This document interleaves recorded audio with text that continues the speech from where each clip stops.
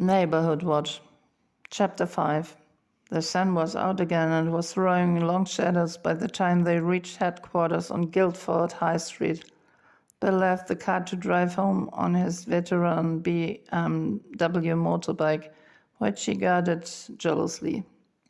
Laura parked the office car, an old Warhol, and took her own car, a brand new Honda Coupe in blazing red.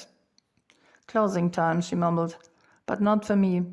She left the city and took the country road to Dorking. She had looked up the address of the old people's nursing home shortly after Nigel's call that morning. She sped up. Nigel would try to keep his father where he was. It had always been the two of them against her and her mother, but he wouldn't take over responsibility. He never had done, not even for himself, so why should he do so for his father?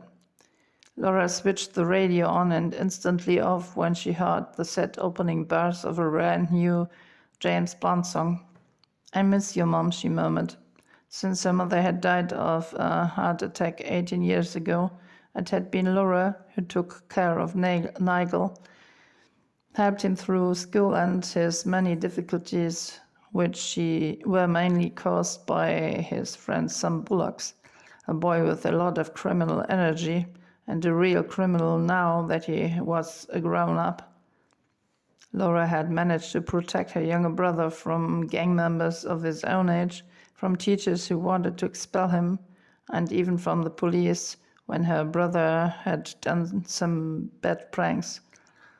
And she had taken care of both her father and Bruce, and Nigel went shopping and cooked their meals and kept house until Nigel had grown up and finished school, while her father went to work and to the pub or to the races afterwards.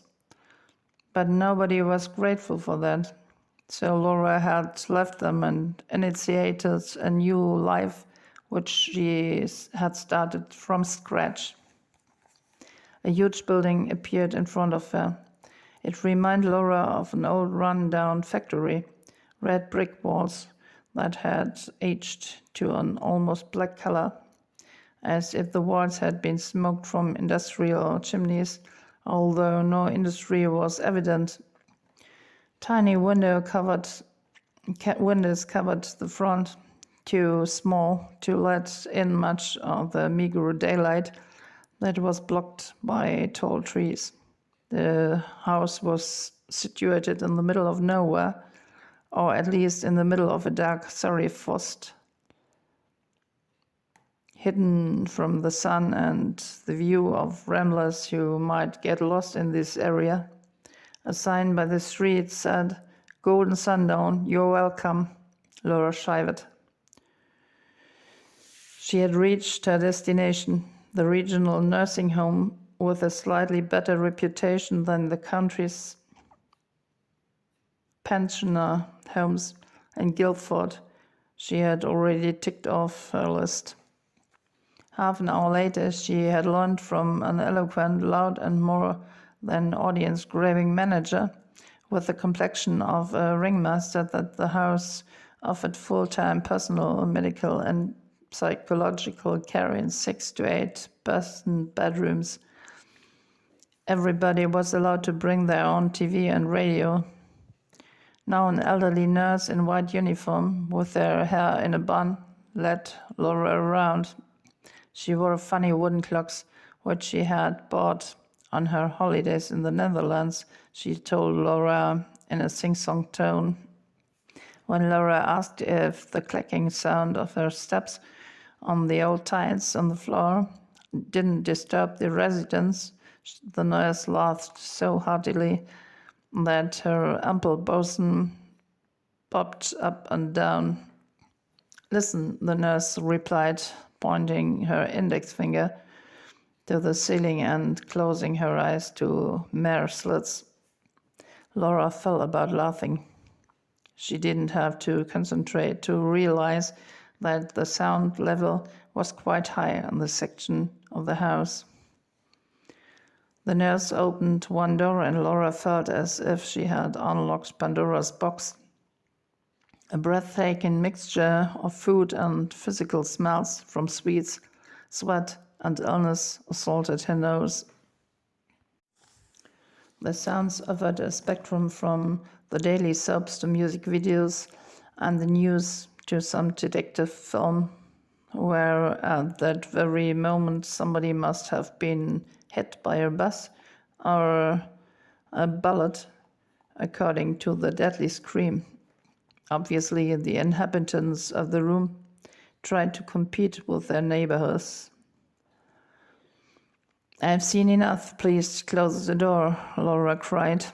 At the moment, an old man in the first bed nearest the door spotted them. "I want my testicle care," he boomed, and hit the frame of his bed with a walking stick. The nurse went up to him and tapped his shoulder. Later on. But I want Betsy to do it," he grumbled. The nurse nodded. "I'll send her along," she promised, and closed the door. Laura thought he had misunderstood. What did he want? Testicle care?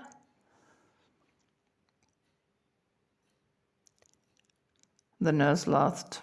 "Man," she said, "he has to wear adult nappies and needs to be washed, but he doesn't like to be treated like a baby. So we told him this was testicle care, just to please him. He has felt much better since then, especially when our trainee Betsy does it." Laura left the house with this new insight. Back in her Honda, she switched the mobile phone on. Nigel's name appeared on the display.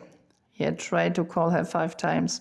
Laura sighed and called Josh to tell him that she couldn't come, that she had to stay home and find out what Nigel wanted, and to prevent any further damage of whatever kind.